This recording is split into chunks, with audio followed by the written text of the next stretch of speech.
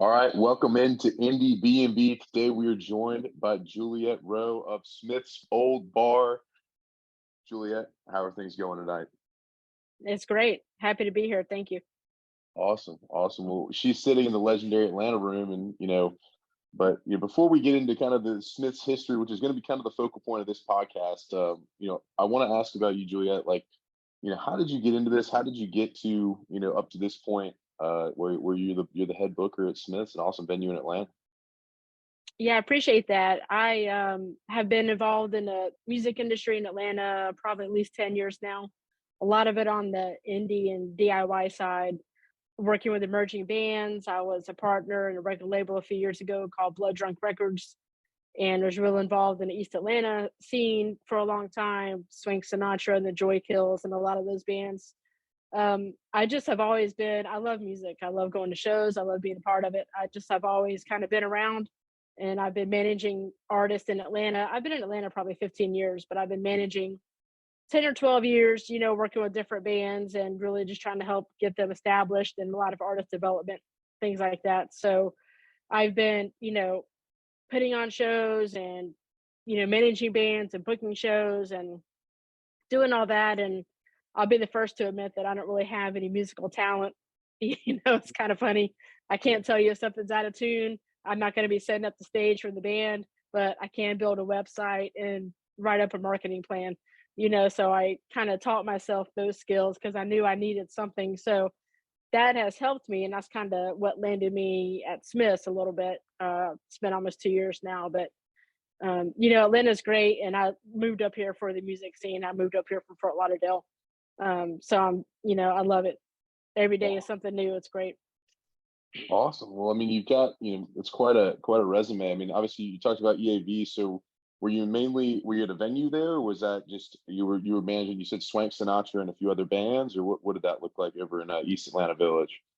Yeah, I wasn't, working at a venue. My business partner at that time was working at a venue in East Atlanta Village, but he was booking shows there and doing some stuff. My business partner at that time Mhm. was doing some stuff there. So that's what really kind of, not that I didn't know the venue side, but I really kind of saw firsthand.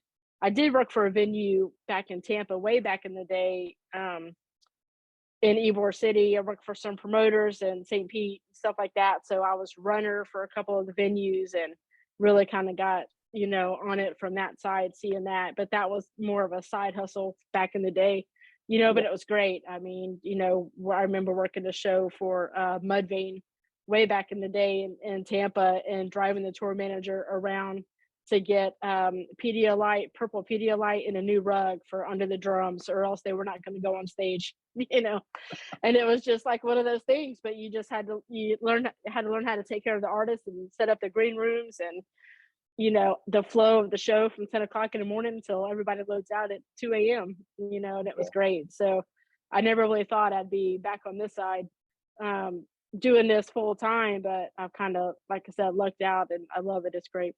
Yeah.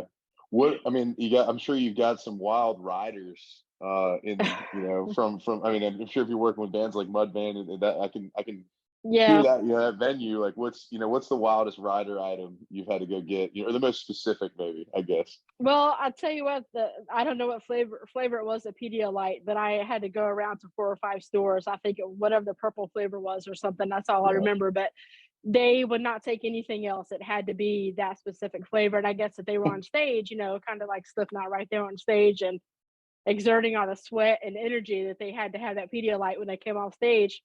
And I just was like, really can't do orange. It's got to be this other flavor. But that was it. I mean, that's what they Yeah. wanted. And I eventually found it, of course. But, um, we have had some artists here at Smith's ask, for 420 friendly things in a dressing room. And I'm like, sorry, guys, we can't do that. Yeah, we're hey, look, I feel you, have fun, but we can't do that. So yeah. sorry, on to the Maybe next, maybe in Colorado, but not in old Georgia. not Not here. quite yet. But Yeah. Yeah. well, you're sitting in the Atlanta room. Tons and tons of artists have played there. If you look behind that, I Hmm. mean, I was actually looking at the wall. I stood I there for know. the Medium Village show the other day, and I'm looking at it, and I'm like, wow, like there are some people that have come through. But for you, as you kind of picked up the last 2 years from your predecessors at Smiths, like I guess the Smiths history, and like how did we get here where we have two venues in one area? What's kind of been the progression there from the time it got started back. I don't know when they opened Smith's doors actually. 1994. Yeah. 94. 1994. So we're on our 29th year. Next year will be our 30th year anniversary. So I'm already trying to plan for that. But I'm sure a lot of people know the history, but Dan Nolan, who is our owner, and was the primary talent buyer for a long time, and then Sean McPherson obviously took over for a long time, and Brittany Burdette, they were doing great things at Smith's for years, and I've known them, and they're great. They ended up leaving during the pandemic, but Dan used to own, a lot of old school people know this, but the Cotton Club, which was in Atlanta in Midtown, and I'm not sure, I think it was 1,000 capacity. So Wow. he had, this is back probably mid to late 80s, and he had a lot of bands coming through. He also had a venue in Little Five Points called The Point, and that's what he had before he had Smiths. And I remember him telling me his last show at The Point was Pearl Jam. I think it was around 93. Wow. 400 people packed in there, but the Black Crowes started out of there, all kinds of shows. So Dan has been in this his whole life. And in Alabama, a lot of people know too, but in Birmingham, he's a co-owner in a place called the Nick in Birmingham, and they've been around for 40 years and total dive bar. But Dan has been booking shows there and in Birmingham for 45 years in places in Alabama. So when the Point closed down, he was obviously looking for a new space. And I think the building, the Smith's Old Bar itself, it was a dinner theater and a Masonic lodge over the years. But it was vacant for a long time, and somehow Dan stumbled upon it. And he told me that when he walked in, he knew that this was the place. Him and his partner, Michael Reeves, they knew that this was it. So they, got the space, and I think Smith's opened, I think it was April 1994. And it was a great time in Atlanta, right? You just think about 99X being around, radio station, right? The original, version of that, and then grunge and alternative. It really was just a golden era of all these bands, Nirvana, Pearl Jam. So many alternative bands, and here you have a brand new radio station who's playing it, and then all the bands coming from Atlanta, Collective Soul, Black Crowes, Sean Mullins, Indigo Girls, like it just goes on, Butch Walker, like all this stuff happening. And so Dan was just, Smith's, everything was the right place at the right time, I think, for, a lot of people. And I think the Masquerade started around that time too, and they've been doing some great shows all this time also. But I think in the mid 90s, really, like I said, was just a golden era of just a new scene of music. And, it was great. Yeah, that's a lot of heavy Yeah. hitters that are coming through. Mm-hmm. As you kind of seen the eras, change. Like I guess with the onset of streaming and radio play being not super important, not as prevalent, I guess now. Mm-hmm. Like, how have you kind of obviously adjusted your process when you're booking bands and like kind of finding those kind of diamonds in the rough, the Mm-hmm. Pearl Jams, the Nirvanas of 10 years before they're who they are. Like, Yep. I know that I know two of the shows that you helped book. 49 Winchester I went to, and I went to Medium Build, and I know Kyle had a play in those as well from from 0 Mile. But like, those are two bands I don't think I'll ever see in a venue as small as Smith's ever again. I think that the next time I see him, it'll be gone. Right. Those are great. I do have to give props to Kyle. Those were his shows that he had put together, but we've had some other artists in here. That's something to ask myself as a manager too. And booking shows here, anybody who's emailed me can tell you I'm overwhelmed on email, as we all are. Yeah. But I have to constantly remind myself, and I kind of think about, like, I call it the Lady Gaga test or someone else, but it's like, can I recognize an artist who's just starting out, or Prince, right? Prince got signed when he was 17 to Warner Brothers. I think it was 1978 or 79 or something. But can I recognize someone who has that kind of undeniable talent in such a raw and early stage? And I constantly try to remind myself of that. And especially at Smith's, in a room like the Atlanta room, we get a lot of bands who maybe they don't write the best email, or they don't have a website, or all these things. But it's like, is there something there that is tangible that I can kind of see growth or something like that? And I really do try to. I listen to everything that comes in. Dan listens to everything that comes in, and it's easy to just plow through your inbox and skip all that stuff. And I tried, like I said, just try to remind myself that everybody started somewhere, and I'm even sitting in this room, and so many artists have been in this room, to 10 or 15 people, the Revivalists, Kings of Leon, Grace Potter, but you have to start somewhere.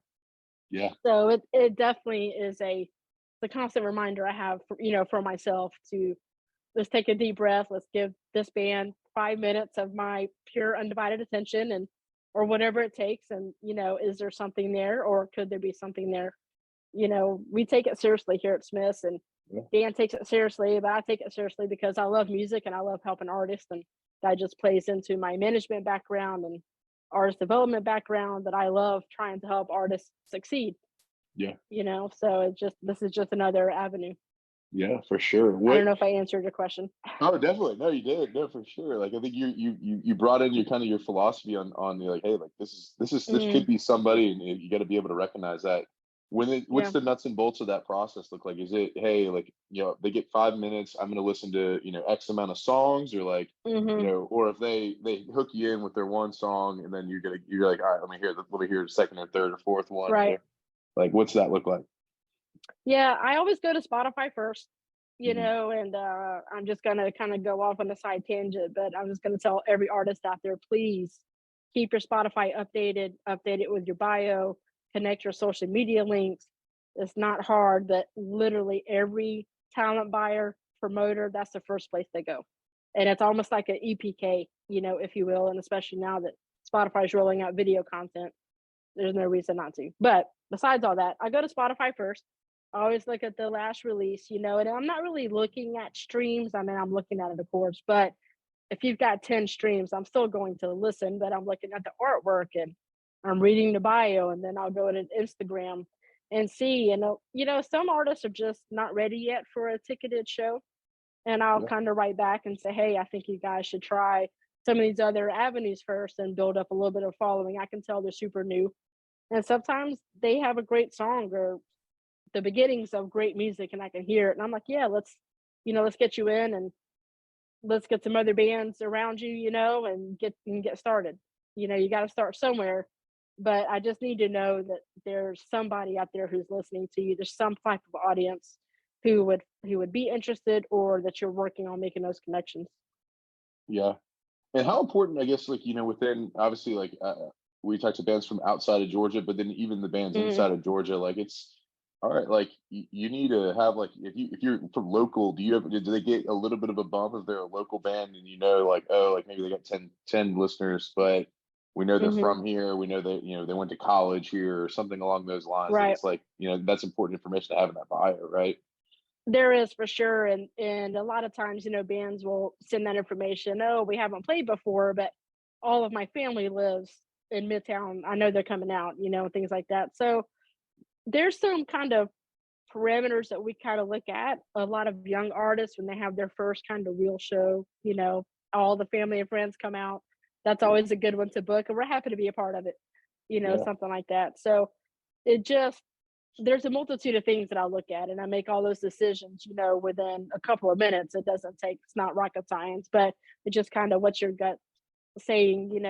We do have so many touring bands hitting us up that it's a good opportunity for local bands, if they Yeah. haven't played before, to come in and kind of be local support for whatever band, wherever they're from. And it's a good opportunity to swap shows and maybe make a connection with the band from North Carolina. You can go over there and play a show. So it's a win-win for everybody. But I've started several bands out in this room that way, kind of be on local support. And I'm like, it helps the touring band. It helps you without taking the full pressure of trying to sell out the whole show by yourself. So Yeah. it's kind of worked out.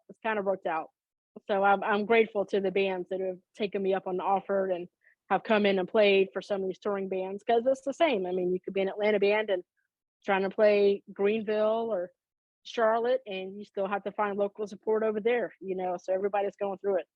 Yeah, So I like that. What within a, you know, I guess historical part, somebody who comes to mind for you is like they kind of went through that step of like, all right, hey, like they hit me up, they were, in kind of in flex, and I gave them some advice. They came back to me later, they had taken my advice, and then, who's mhm. somebody that you're like, man, I'm proud of them. Like they, took my advice, took the steps, and now they're, in a great position, for them moving forward.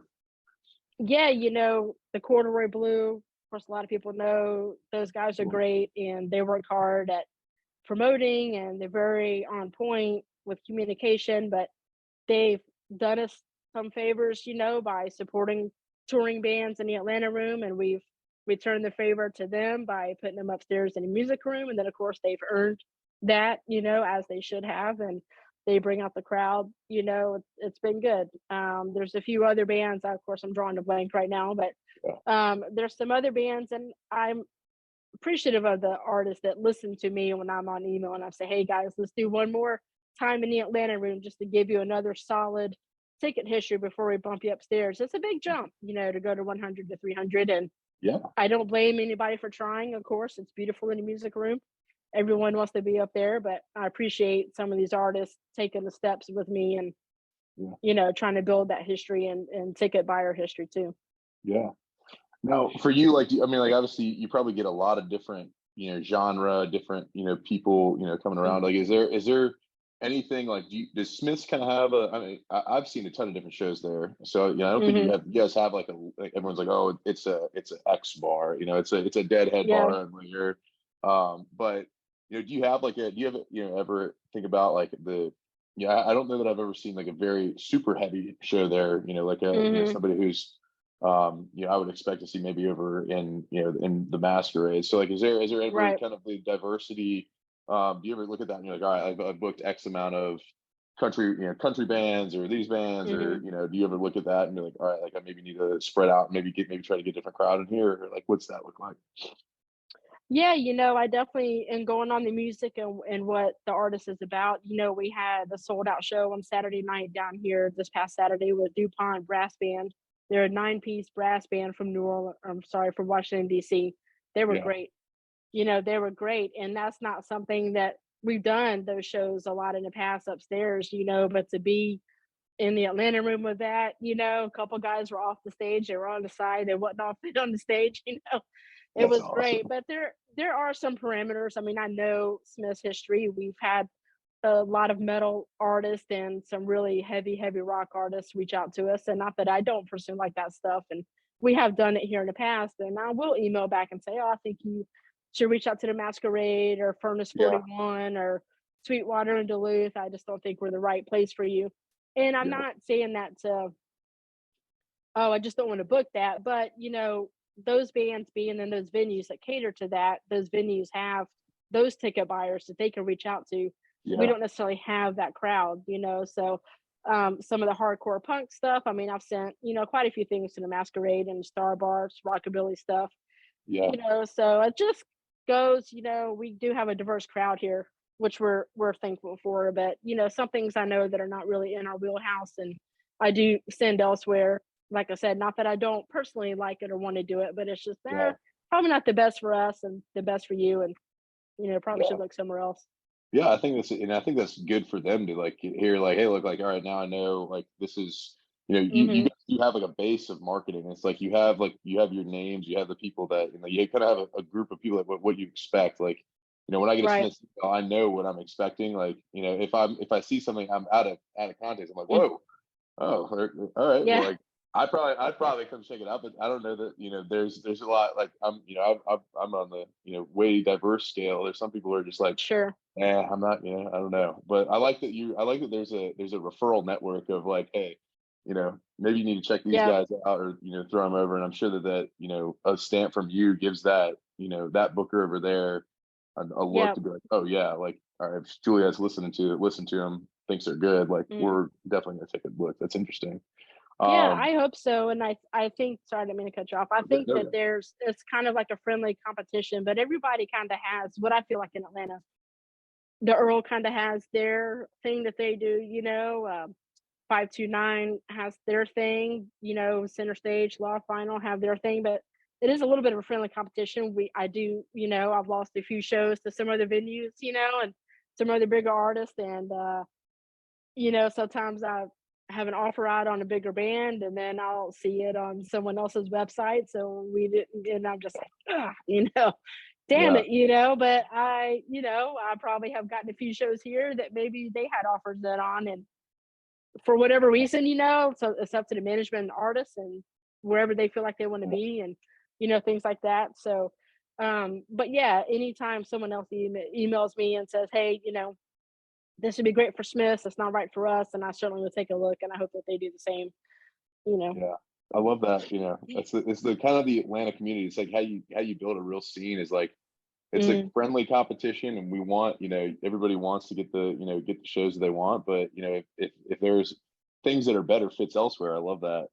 That's yeah, something that I definitely didn't know. So thank you for sharing that. of course. One of the things like I'd love to know is most memorable, I guess, like I asked you earlier, I was like best value band. So somebody who you brought in, like maybe they were asking for they're asking for X or Y or whatever, but like they Hmm. greatly exceeded what it ended up being, as far as like bringing people in, and it was just wow. Like I expected X, and we ended up getting 3X whatever we wanted, Right. as far as from what Smith's takes home. So like, who's the best value band that you guys have booked, maybe not maybe recently or within the past couple Yeah. of years?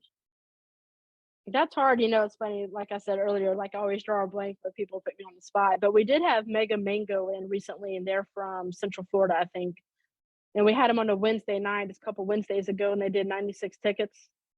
On a Mm, Wednesday, it was a great yeah. lineup of local support, and they had been through already. And they that was another case where they'd asked about being upstairs, and I was like, let's just one more time, down here. But that was a great touring band that had, you know, promotion down. They had great artwork, and they were on point, and the people came out for it, and Yeah, it was really good. So I was happy to see that. that's awesome. We've had a few other bands. We've had some sold out Monday nights here in the Atlanta room, which is great. I have to go Yeah, back and look, but selling out on a Monday night, even though it's only 100 tickets, it's still kind of sold out. And you're like, wow, okay, I did not expect that, for sure. But it was great. It was good, good to have. So 96 tickets. So I've always like people always ask me on this, like, hey, like what's the cap? So the cap in the Atlanta room, 100 people, yep, and then upstairs 300. upstairs Yeah, 300. Yep. gotcha. Okay. Yeah, it's good to get the capacities right. Now they always been that way. Like, is there like I know there's the tables upstairs. Hmm. Like how do you kind of push that premium experience? Like, do the tables sell out well, or is it something that kind of we put them up there and just see how they do, or what's kind of like that? How do you get that next level of revenue coming in from those Yeah, table the tickets? tables do pretty well, and as you know, you've been to the music room. That generally is our only seating, unless it's a seated show. We have a show in May coming up that's a seated show, and the capacity is much lower. We've knocked Mhm. that down to 130, so it's comfortable space, a space in there. But that is only seating on the side. It works out great. I usually tell like the younger bands, I'm like, your parents are probably want to buy that table. So when they Yeah, go on sale, like let your parents know, because and usually it's like, three or four of those tables to be sold to parents and grandparents and things like that. yeah, But it's a great viewing spot. I've sat up there, but even before I worked at Smith's before the pandemic, I remember buying a table and seeing some bands and sitting down. And I'm getting old now. It's like I don't want to stand up for 3 hours. uh, Whatever. The music room, being remodeled now since the pandemic, and have to give it credit to Dan and you know Bo for having the foresight to kind of do that and realizing that there was time and space to do that. Unfortunately, there was time and space since we were closed, yeah, but it looks and feels great now, and I think it's really it's turned a corner, and it's hard, I think, with a venue when you've been around for 29 years. Things kind of get a little stale. But if you've been to Smith's lately, we've got new flooring and seating and tables and lights and stuff like that. So it's just trying to get us ready for the next 29 or 30 years. Yeah, So for sure. I mean, I'll be one of those. I'm one of those local people who has definitely benefited from the. I've seen it before in the after. I think it's the flooring upstairs was such a big move. I love that. yeah, Be able to get that carpet up and right. get something new. Get something new in there. I think it sounds better too. It So does sound better, actually. yeah, It does sound better. We've had some good compliments from some touring musicians who play all over the world, and they've told us, Jesse Dayton said it when he was here, and David Ryan Harris, and both of those, if you just look at their musical history, I mean, David plays with John Mayer, right? I mean, they've been all over the world, but I was here for both of those shows, but they came up to us after and said, this is the one of the best sounding rooms in the country right now. And I was just like, like oh, that's just a good compliment from people that have their kind of pedigree and history and things like that. It was a real compliment. It was nice to hear. love that. So Well, I want to know. Well, before we get into Pete Peterson, I want to know one last thing. yeah.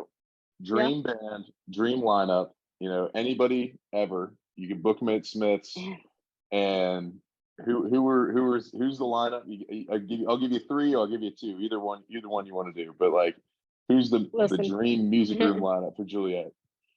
Listen, everybody that knows me knows I'm a huge Florence and the Machine fan, and I'm a huge Nine Inch Nails fan, and they're both kind of opposite, Yeah, But to see someone like that, on our stage would be special. But just thinking about the way the music room looks and the hardwood floors, I mean, if somebody like Dolly Parton or something like that were to come in and do that kind of classic show, I mean, it would just be amazing. It really would be great, And of course, all these big artists that have played. I didn't even know that Luke Combs had played Smiths, and Chris Stapleton. I mean, I think he played here before he went solo. But even to have those guys come back, but we had Old Dominion come back last year, and I didn't even know that they had played. But when they were on tour with Kenny Chesney, and they did these pop-up shows along the tour route. But just having someone, they've won Grammys, and as big as they are on our stage, I mean, it was great. We all just felt so good about that. There was a lot of work that went into it. I about flipped out when the email came in from the agent, like, hey, we're thinking about doing this, are you interested? I think I answered in about 2 minutes. I was like, yes. Yes, we are. Let me know what we have to do to make this happen. But yeah. that was a great day. It was awesome. I love that. I love So, that. That's awesome. We'll get into. I'm going to ask you some weirder questions now. okay. Less venue, more. These are all this or that, food based mainly. These are Pete Peterson's party pack of questions. A part of the Indiebnb lore. We did it on your stage. Actually, it's been done not on the stage. We were on the amp in front of the stage, but we asked some people Right. this in between the set of the show we hosted up there for Pacifica. But if you're ready for it, Pete Peterson's party Okay. pack I'll do my questions. best. 20 questions right in a row. All Cake right. or pie? What do you prefer? Say that again. Cake or pie? What do you prefer? Oh, gotcha. Pie. Okay. Salad or soup? Salad. Sunrise or sunset? Sunset. Would you rather hit a home run or score a touchdown? Score a touchdown. Or you prefer a night in or a night out? I think I know the answer to this one. I'm gonna say night out. Night out. Love it.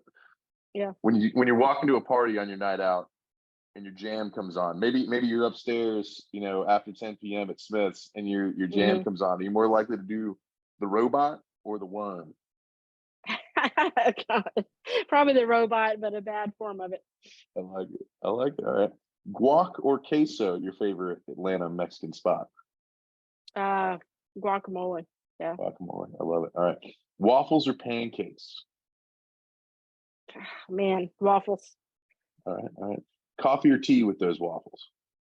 Coffee, for sure. Dogs or cats? I'm gonna say both, but dogs. Dogs. All right. Are you more like a ninja or a pirate? Man, I'm gonna say pirate. Just I grew up on the Gulf Coast in Alabama, and was always at the beach. So we'll say pirate. Love it. All right. Gatorade or Powerade? No, it's not it's no purple Pedialyte, but it'll replace you. Which one? Which one do you follow up? Let's say Powerade. All right. All right. Keep it local. The Coke brands. Mm-hmm. Toast or bagels? What do you prefer in the morning? Toast.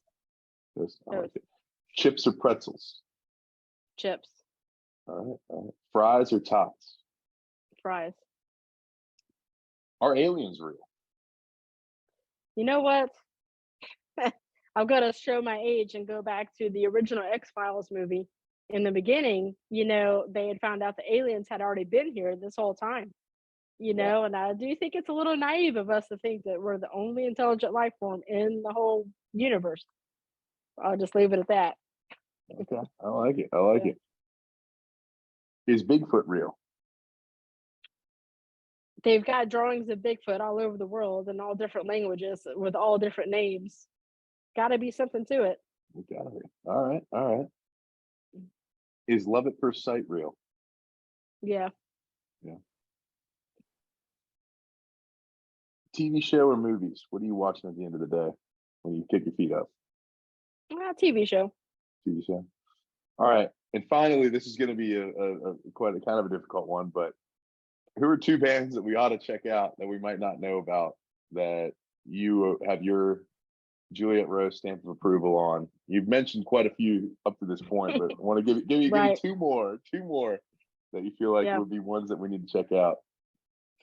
That's a good call. That's a good question. Let me think about that. So, we've had a band in the Atlanta room several times. Their name is Pure Intruders. So I'm gonna say them because first time I heard Madeline sing and saw her on stage, I was like, wow, this is great. Yeah. So this is really good. There's another band that was on tour called Voe, Veaux. We've had them on the show. Yeah, Twice. they are amazing. They are amazing without a doubt. Yeah. So I've been listening to they just put out a new song. I think I've been listening to that a lot lately. It's been really good. Yeah, I got they had sent that to us, so I need to check it out. I was been traveling a little bit, so I need to get on my Vogue grind. I love they've got some great stuff. They do. They I were need to get great here. Yeah, they were really good. Unfortunately, the ticket sales were not the best, but I think the people that were here really enjoyed it. That's kind of some of the hardships of, I say hardship, it's not that dramatic, but one of the downsides of doing this is like you'll see a really great band or you'll book a great band and you know that they're so good, but there's just no one comes out, or it's just like ticket sales or something, and it's kind of heartbreaking because it's like I know these guys are great. I want to get them back in, and I'll book them as many times as it takes till we can fill this room up, whatever it is. But sometimes you see it like it's for whatever reason, it's just nobody comes out. And there's 5 people sitting in here, but the band's on stage just giving it 100%. Yeah, but that's awesome. Well, we'll definitely we recommend Voe as well. I love that we got some crossover, and they're great guys. I think that I need to make a point when I come back to get out there, and we'll get them on the as much of a train as we can on the Indiebnb. Yeah. We'll put the reach out there. Right. Try to get as much as we can for you. But Juliett, this has been awesome. I appreciate you taking the time to do this. I know you got a great schedule, and I think this will be an awesome thing to just so people can understand Smiths and understand the process, and I think there's a lot of value in getting out there and people understanding how the sausage gets made a little bit when it comes to it. So I appreciate you sharing all that with us. No, it's good. I appreciate you and appreciate you doing this. And, for any of the artists listening, I mean, it's not rocket science. I'm just going to say, spend some time and get your assets together, get some good photos, get a link tree, get your Spotify updated, link everything together, make it easy for people who want to help, you put a contact email on your link tree. God, I see a link tree with 45 music videos and songs, but there's no email address on there. Like, help me help you. I'm not going to DM you on Instagram because, it's just a pain to do that kind of thing. But this is good. We love supporting all kinds of artists and Atlanta artists. And, like I said, we take it seriously. And I tell artists all the time, let's get your photo on the wall. Let's get your name in the hallway, and we mean it. We want to see you grow. We want to see you sell us out. We want to see you go on to a bigger venue. Yeah. Because that means we did our job. So. Yeah. I love that. Yeah, I was with somebody, I think perfect example of getting your name on the wall. I was with somebody who I don't think he'd ever really been to Smith's, or he hadn't been in the Atlanta room. And like I looked over and like I was like talking to him, and I let go, you know what? This band right here, and I pointed to Gold Park's sticker, and I was like, I Yeah. saw them right here open up for somebody, and then I saw them headline like a year later, and they're really good. You need to go check them out They're like so good. immediately. And so I think Yeah. like getting those, getting that asset together, because people are looking at that wall, man. They're looking to see who's been there and what's been going on. And I love that Yeah. that you guys have that awesome setup. So Juliett, again, Man, every time I'm here, I find a new sticker or a new photo. Like for real, like just walking around and looking at the stickers or the photos in the main bar area or whatever, and I'll just stand there and be like, God, Michelle Branch played here. Jeez, I didn't even know that. Like yeah. just or I'll random see something and be like, man, I love it. Just gets me more excited. Yeah, So. I love that. Well, there, go check out smithsoilbar.com. They have all the shows, all the ticket information for upcoming events. Not sure when this will come out, but I know it'll be updated. I know that there's going to be some great shows on the docket because Juliett's, the best. So we appreciate you taking the time to get on our pod and our platform here, and hopefully we got some great advice out there. We got some great history out there. We'll definitely have to do this again and get an update on as things progress. Maybe yearly or something. Maybe during the 30th. I love that I'm the same age as Smiths. I'm in the right. I'm on the right deal. So there you go. we'll be good. Well, appreciate you. All right. Thanks for having me. Thank you.